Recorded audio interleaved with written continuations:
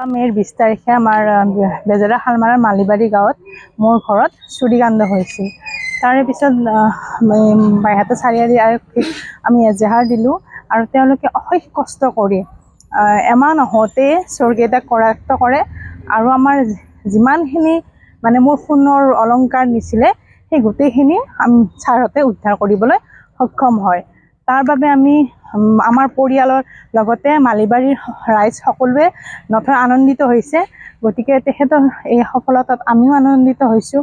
আগন্তুক দিনত বাইহাটা চাৰিআলিৰ লগতে ওচৰৰ দাঁতিকাষৰীয়া অঞ্চল যাতে এনেকুৱা পুনৰ ঘটনা নহয়, তেওঁলোকে তাৰ বাবে অশেষ কষ্ট কৰি যাক তাৰে শুভেচ্ছা থাকিলে। আৰু এইখিনিয়ে আৰু আপোনালোককো এই চেগতে ধন্যবাদ জ্ঞাপন কৰিছোঁ, কাৰণ আপোনালোকে অশেষ কষ্ট কৰি বাতৰিসমূহ প্ৰচাৰ কৰিছিলে, যাৰ ফলত এই নিউজটো চুৰকৰায়ত্ত হোৱাত মানে সক্ষম হৈছে। যিকোনো খবৰৰ বাবে যোগাযোগ কৰক আমাৰ এই নম্বৰত 9181 307 221।